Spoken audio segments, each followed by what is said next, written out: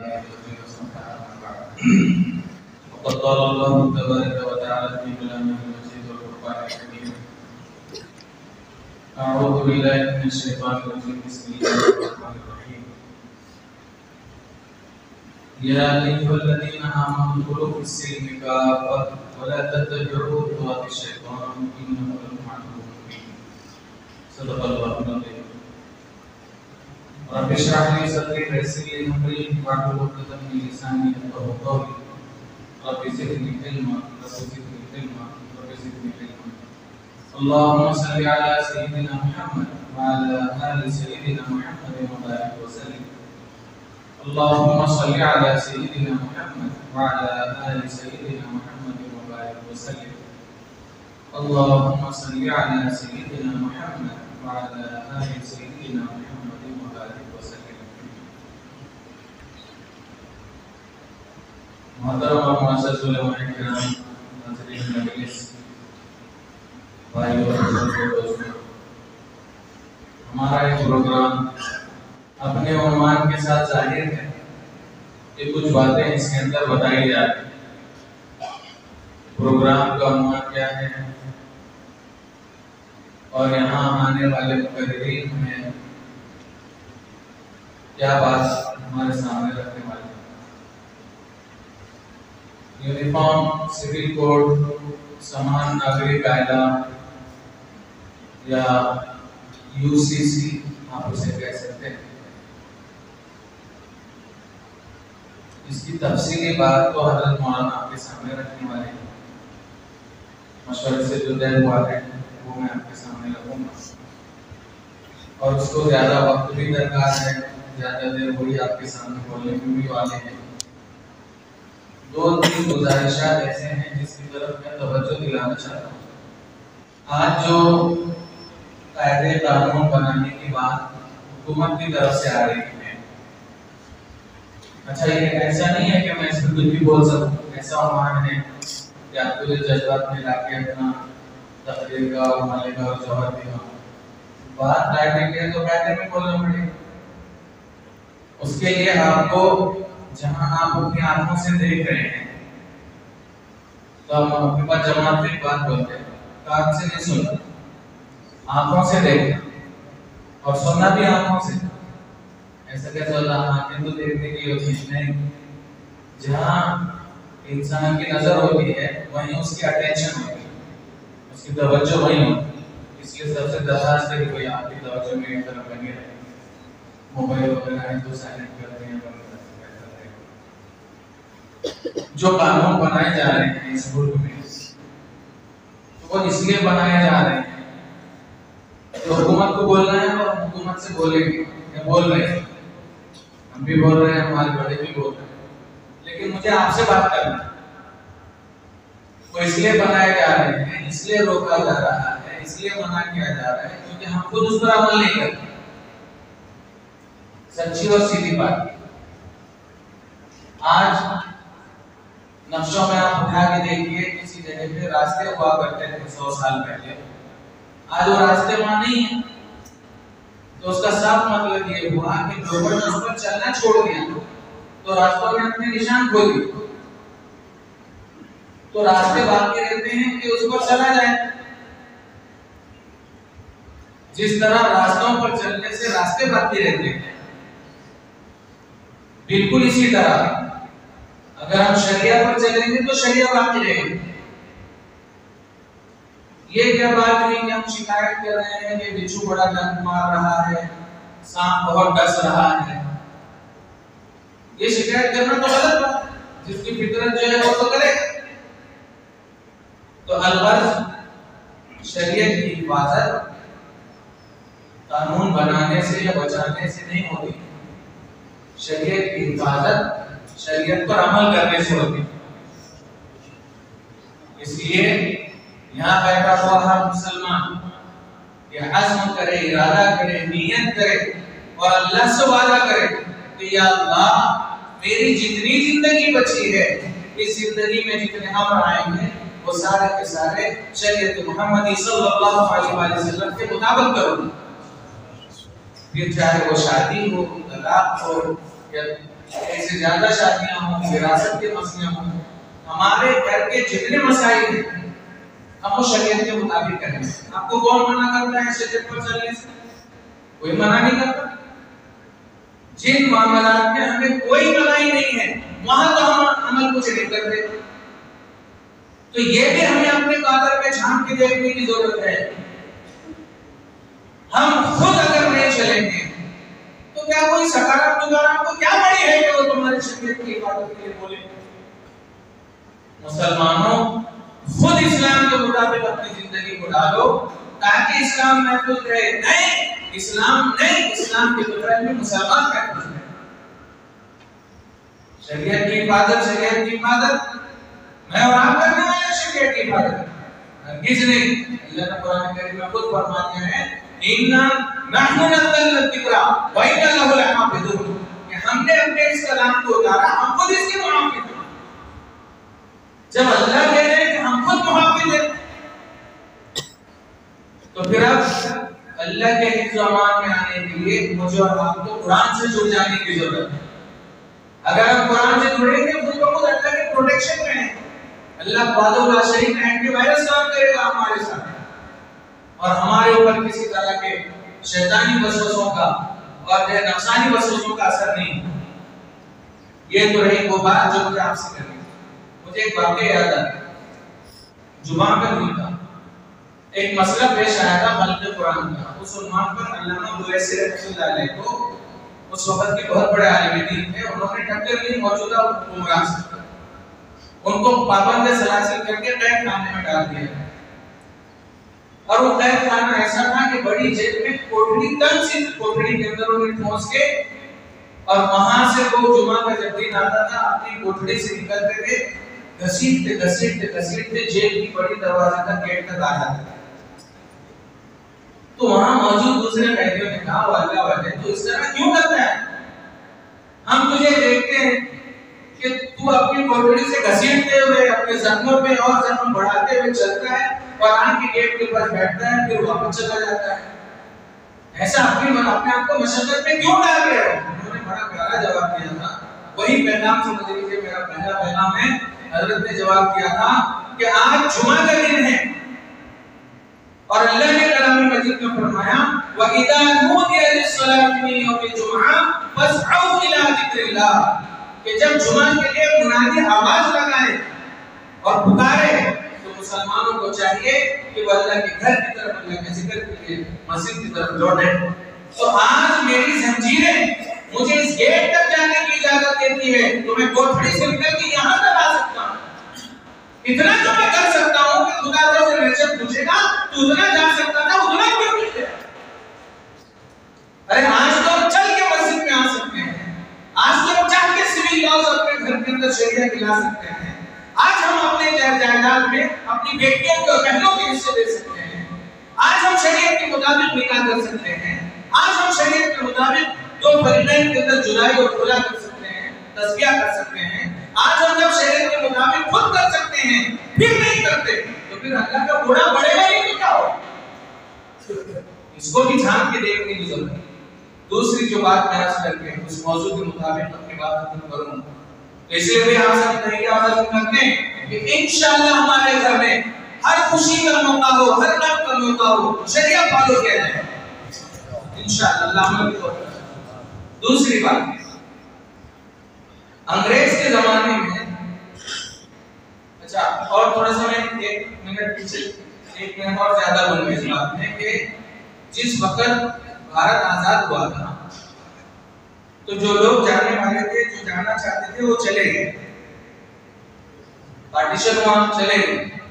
तो जाते हुए लोगों से पुकार के उस वक्त यहाँ की क़यादत ने कहा था कि यहाँ रुको, हम तुम्हारे जान के मुहाफिज हैं, माल के मुहाफिज हैं, हम तुम्हारे दीन और शरिया के अंदर मुदाखलत नहीं करेंगे, आपको सारा प्रोटेक्शन मिलेगा, राइट टू इनडायरेक्ट मिलेगी, समानता, बंधुता सब यहाँ तुम्हें मिलेगा, तुम्हें जाने की जरूरत नहीं है। पुकार के हमें आवाज दे के रुकाया, तो जो जाने और तुम्हारे तो चले गए, जो रहने वाले थे हमारे बाप दादाओं के रहने का फैसला लिया। लंदन में राउंड टेबल कॉन्फ्रेंस हुई 1930 में। उस राउंड टेबल कॉन्फ्रेंस में मोहनदास करमचंद गांधी जी ने कहा था कि भारत के अंदर अल्पसंख्यक और जो मुसलमान हैं उनको बराबरी के हुकूक देंगे, हम इसका आश्वासन देते वादा करते। गांधी का ये पैगाम पूरे देश के मुसलमानों में ऐसा वायरल हुआ कि जिन्होंने जाने का मन बनाया था वो भी देश में रुके। और फिर मौलाना आजाद की वो जामे तरीन जो तकरीर हुई थी दिल्ली की जामा मस्जिद से कि तुम कहां जा रहे हो, अपने बाप दादा के मज़ारात छोड़ के कहां जा रहे हो, ये इस्लाम की पुरस्को इमारतें छोड़ के कहां जा रहे हो, लौटो वापस आओ, उससे फायदा नहीं होगा, जाने से नुकसान होगा। वो तकरीर सुन लिया उनकी।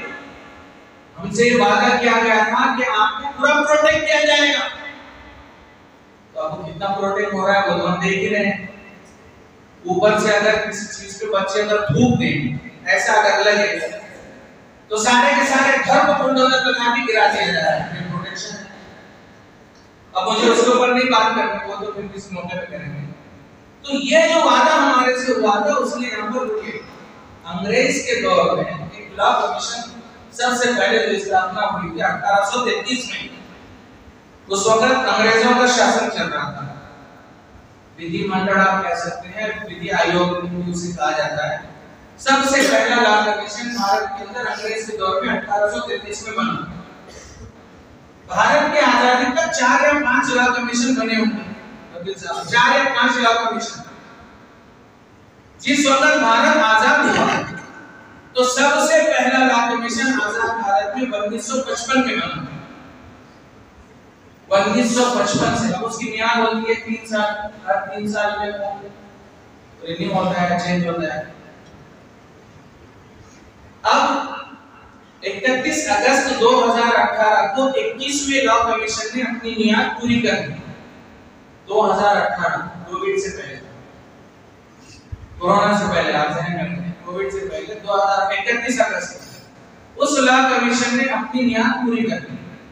अब ये जो समान नागरिक कायदा है ये कोई नया नहीं है, जब से आजाद भारत हुआ तब से चल रहा इशू। इनके एजेंडे में था, इनके वो मैनिफेस्टो में था, तो ये लोग लेकर आए हैं। अरे करने भी वाले होंगे, नीयत भी होगी, और फिर उससे जो है सियासी मफाद भी चाहते होंगे, वो अलग विषय है। लेकिन ये करने की नीयत से आए हैं। ये क्यों कह रहा हूं मैं थोड़ा सा उस पर तफसील करके बता रहा हूं। तो उन्होंने जो विधि आयोग बनाया, 21वां लॉ कमीशन खत्म हुआ, तो ये 21वें लॉ कमीशन में अच्छा होता है। लॉ कमीशन किस चिड़िया का नाम है? ये 5 लोगों पर मुश्तमिल एक टीम होती है जो पूरी इंडिया के अंदर जो कानून बनाने को, कानून को रेफर करने को और इंडिया में रहने वाले लोगों से डिमांड करती है कि तुम्हारी क्या राय है, क्या कानून बनाया जाए या इस पे हो रहा है अमल या नहीं हो रहा है। ये इसकी निगरानी करने के लिए 5 से 6 लोगों की टीम होती है। वो टीम ने 21वां लॉ कमीशन ने अपनी मियाद 31 अगस्त 2018 को मुकम्मल कर दी। पिछले साल नवंबर में 22वें लॉ कमीशन का गठन हुआ। सवाल हमारा ये है, एक लॉ कमीशन जो 18 में खत्म हुआ 31 अगस्त को, तो उसके 6 महीने के बाद बनना चाहिए था 22वां लॉ कमीशन, 1 साल के बाद बनना चाहिए था।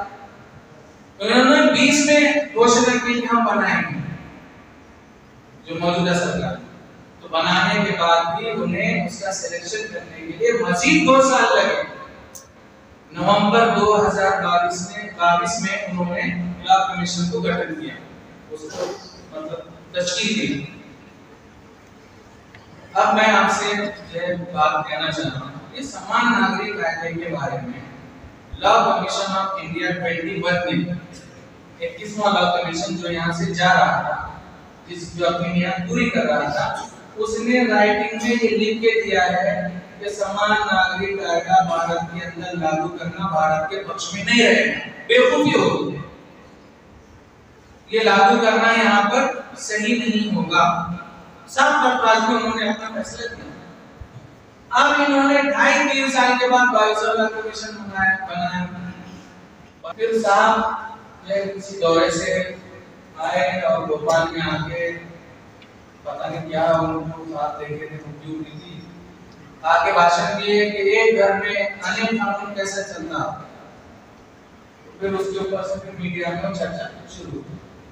फिर ये इस विधि आयोग ने डिमांड किया कि 14 जुलाई तक हमको जो है ओपिनियन दियो कि करना चाहिए या नहीं करना चाहिए। अब जाहिर बात है कि एक सच्चा मुसलमान, अब इसमें सिविल लॉज इसके अंदर मुतासिर होते हैं। क्रिमिनल लॉज और सिविल लॉ दो तरह के कानून हैं। क्रिमिनल लॉ तो वो जिसको फौजदारी या दीवानी कहा जाता है, जिसके फौजदारी क्रिमिनल के अंदर जिसके आईपीसी के तहत फैसले होते हैं, इंडियन पेनल कोड के तहत। अब जो सिविल लॉज है, जो घर के मसले मसाइल हैं, वो हर एक को अपना अपना शरई, उसका मजहबी, उसका धार्मिक कानून की आजादी मिली। मुसलमानों का है तो मुस्लिम पर्सनल लॉ है, ईसाइयों का है तो क्रिश्चियन का उनका ईसाई पर्सनल लॉ है, सिखों का है तो उनका अपना पर्सनल लॉ है। पर्सनल उनका अपना जाती है, हमारी अपनी शरीयत और कायदे के हिसाब से घर के काम देंगे। हमको शादी किस तरह करनी है, तलाक किस तरह देनी है, अपने बच्चों को माल किस तरह बांटना है, मेरी मरने के बाद मेरी औलाद में नसीब क्या होगा, ये मैं मेरी शरीयत के मुताबिक करूंगा। इसके अंदर तो हस्तक्षेप करने का अधिकार नहीं है, ये तो राइट हमको पहले से ही मिला हुआ था। तो इस तरह हर एक को मिला हुआ है। अब साउथ इंडिया में जाएंगे तो मामू भांजी की लहरों में शादी हो सकती है। अब नॉर्थ इंडिया में जाएंगे, कोई मामू भांजी इस तरह करेगा तो दौड़ा दौड़ा करना, उनके अपनी चेंजेस है।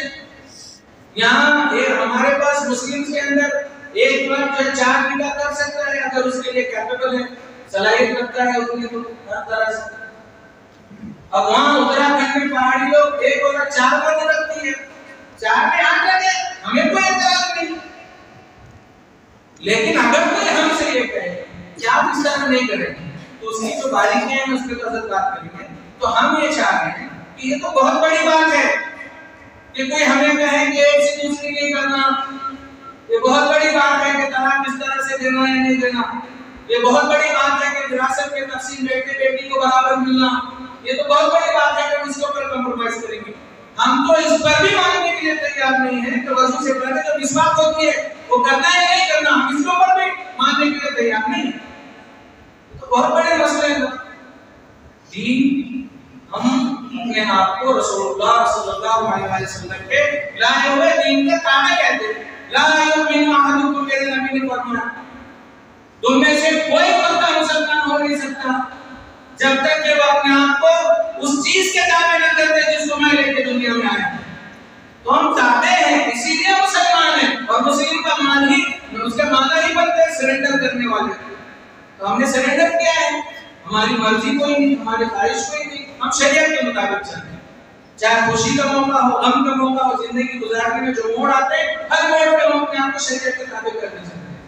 तो बहरहाल 2 बातें हैं, ये 22वां लॉ कमीशन आया है, इनका इरादा है ये लोग ये सब करने का।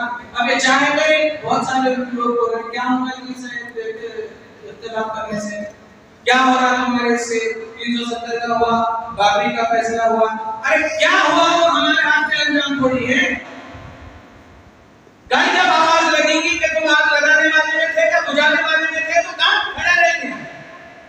लोग तो बड़ी आसानी से बोल रहे हैं कुछ नहीं होता है, इसके अंदर भी कौन कह रहा है कि कुछ होगा। लेकिन मेरी जिम्मेदारी है कि मेरे सामने शरिया मुखालिफ अगर कोई कानून बनाने की बात कर रहा है तो कम से कम अपनी जबान तो खोलो, कुछ तो करो। ये तो बता दो कि मैं इतना कर सकता हूं कि मुझे इस तरह का नहीं चाहिए, मुझे ये पसंद नहीं है। जो फ्रीडम, जो आजादी मुझे मिली है वो बाकी रखी जाए, ये तो हम बोल ही सकते। लेकिन अगर अब इनको काम नहीं कुछ नहीं शुरू करे, ये स्कैन करने लगा रहे, अभी तो ड्राफ्ट भी नहीं आया, ऐसा भी बोल रहे, तो इंतजार करो फिर ड्राफ्ट आने का। उस ड्राफ्ट के अंदर आपने भी सुना कि नागालैंड का वो सीएम आके मिलके गया तो उनको साहब ने कहा कि तुम और जो वहां के आदिवासी एक्सक्लूड रहेंगे, बाकी सब इंक्लूड रहेंगे, क्रिश्चियन और आदिवासी उसमें से अलग रहेंगे, इस्तिस्ना होगा उनका, बाकी सब के ऊपर नागरिक समान नागरिक कायदा लागू, बाकी कौन रह जाता है। वो जो सिखों को तो उनका तो संविधान में लिखा हुआ है, वो तो इतने पक्के थे कि पहले लिखा दी। तो खैर ये सारी चीजें इंशाल्लाह इस पर हम बात करेंगे। मैं बड़े अदब और एहतराम के साथ जो तार में बैठे हैं उनसे दरख्वास्त कर रहा हूं अंदर आ जाएं, दरमियान में जो जगह खाली है उसको पूर्ण कर दें। इंशाल्लाह जो बहुत ही कीमती और दर्जे की बात हजरत होने वाली है, दाएं बाएं नहीं चाहते हैं। आप पूरी तवज्जो के साथ सुनिए, मैं ये बात पूरे यकीन के साथ कह रहा हूं कि इस वक्त पूरे इलाके के अंदर हमारे पूरे साका अजला के अंदर ऐसी जामे तरीन शख्सियत अब्दुल्लाह शरीफ में आज से पहले नहीं थी जो इस वक्त आज हमारे दरमियान मौजूद है, जिनसे मेरी मुराद हज़रत मौलाना इब्राहिम साहब सदर जमीयतुल माशल्लाह हैं। आपकी मसरूफियात और आपकी सुबह शाम की जिंदगी पे अगर नजर डालें तो लगता नहीं कि कोई आदमी काम कर सकता है। परसों आप मुंगेर में थे, कल सोलापुर में थे, आज निलंगा में हैं, फिर कल बॉम्बे में होंगे, फिर उसके बाद परसों दिल्ली में रहेंगे। ये मुझे तो अभी 2 दिन में जो हुआ वो मैं आपको बता रहा हूँ, वरना आप मुस्तकिल इंडिया ही में नहीं बल्कि बेरून इंडिया भी अफ्रीका वगैरह के लिए आपके असर होते हैं। जितनी अच्छी आप उर्दू बोल लेते हैं उतनी अच्छी आप अरबी बोल लेते हैं, जितनी अच्छी अरबी बोलते हैं उससे ज्यादा अच्छी आप अंग्रेजी बोल लेते हैं। आप डायरेक्ट नजर मिला के बात करते हैं, जमीनी हमारे पे बात करते हैं। ये वो शख्सियत है जो आपके दरमियान आए हैं, जिसके ऊपर सादगी की सारी मिसालें फिट होती है। मैं बगैर तमहीद के और बगैर ताकीद के हज़रत से दरख्वास्त करता हूं कि हज़रत मौलाना तशरीफ लाएं और मौजूद के मुताबिक अपनी किताब ज़ीशान को शुरू